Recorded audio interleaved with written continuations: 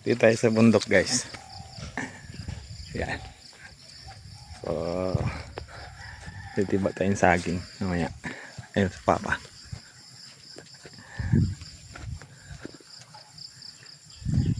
Yan. So, tricycle tayo. Mamaya magtitiba tayong saging. Dadalhin natin pa Manila. Kahit isang buwig lang. Hindi na yun. Commute lang kasi tayo. Okay, let's go. Ganda dito sa probinsya, guys.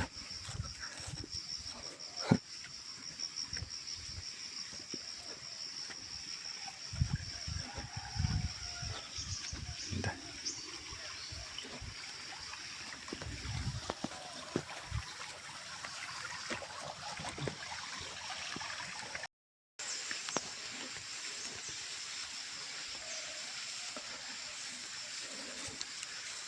Tibayin natin yung saging. Yan.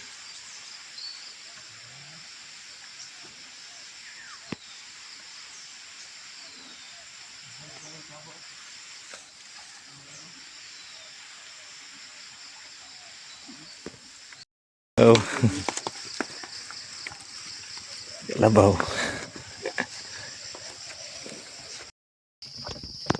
Guys, gagawin natin ngayon is maliligo tayo.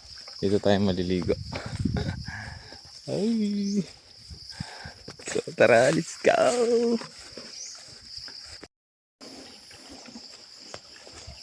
Guys, dito yung balon. Yan. Tara. So dito lang kami naliligo tayo.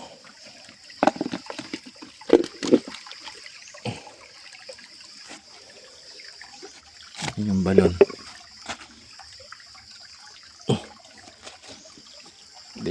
Dito kami umiinom. Dito naliligo. Diyan naglalaba.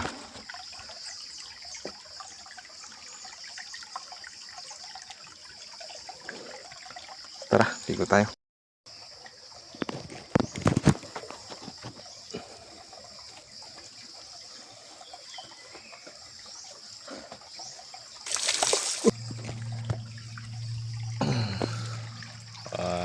Sino walang tao rito? Diba? Layan. Oh. Ha. Sarap maligo rito. Diyan tayo nagtalon. Yun ang balon. Oh. Batis.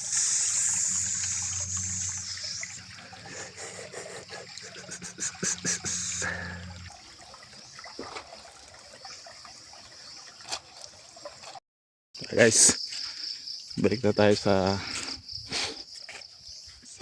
baryo. Dala daw tayo ng kahoy kahit yung maiksi lang. Gagamitin kasi ito ni Papa eh. Yan. Yan lang buhay sa bundok mga master. Let's go. Tuwi na tayo kasi papunta na tayo Manila. Kaya tayo Manila. Ayan na pala si Papa. Dala na yung kalabaw.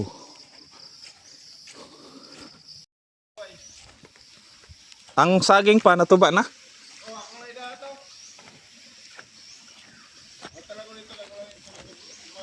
Ah.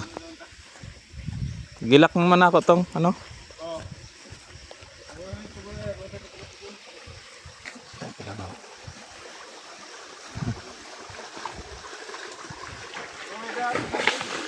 Ah.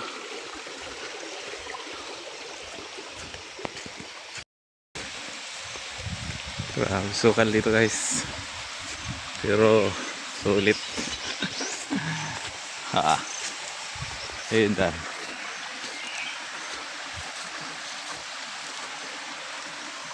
Ito lang yung daan kasi bira lang yung dumadaan dito guys. Sulit. Gubat na ako. Oh. Ha.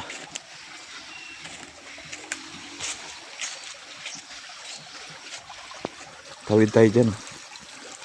Tawid tayo ng ilog.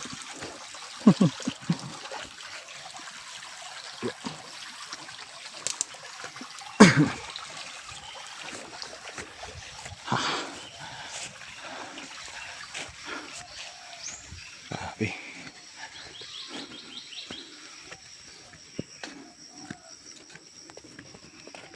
Mas tawag dyan is tapahan. Ilalagay yung mga nyug doon na biak na. Tapos lalagyan dito ng apoy sa butas niyan para maluto yung nyug. Yan yung proseso para mabilis luto, ng nyug para madala agad sa bayan. Yun yung tapa. Dito parking tricycle natin. Yung kalsada Kaprod yan. Yan. So dyan ginagawa na nila yung kanal.